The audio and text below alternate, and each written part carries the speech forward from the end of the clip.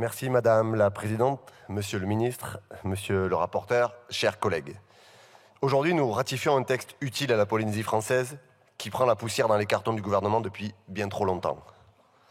Comme pour tous les textes concernant les Outre-mer, depuis votre arrivée au pouvoir, vous décidez de passer par des ordonnances qui ralentissent le processus législatif et donc la mise à jour des droits dans les Outre-mer. Légiférer à double vitesse, c'est la rupture de l'état de droit, c'est la rupture de l'égalité des droits, mais peut-être ce texte pouvez-vous attendre pour vous. On trouve dans cette ordonnance une disposition qui concerne la cession de domaines de l'État permettant de réaliser des logements sociaux en Polynésie française.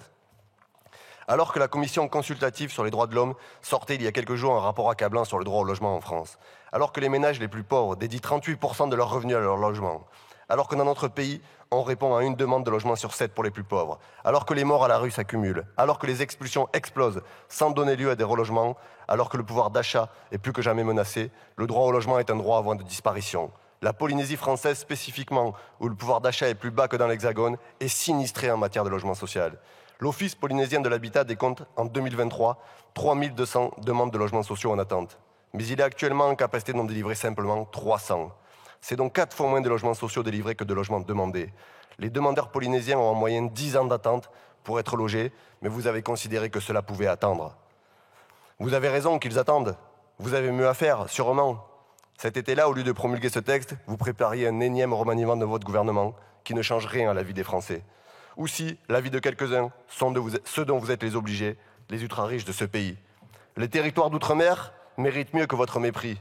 Votre mépris, ce sont des délais insupportables que vous infligez gratuitement aux habitants des territoires d'outre-mer, alors qu'il vous suffirait littéralement de le décider. Votre mépris, ce sont les politiques délétères qui créent des conditions de vie insupportables pour nos concitoyens, où la vie est toujours trop chère et les services publics toujours largement inexistants. Et parfois, dans cet hémicycle, malheureusement, on l'a vu, votre mépris et celui de votre gouvernement, ce sont des moqueries et des insultes directes aux représentants des Outre-mer et à ses députés.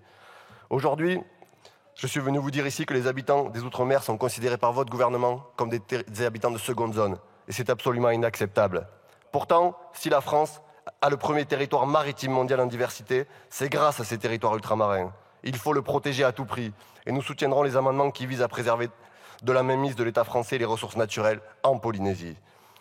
Cela ne peut plus attendre. Nous devons faire des Outre-mer l'avant-garde de la bifurcation écologique et du progrès social.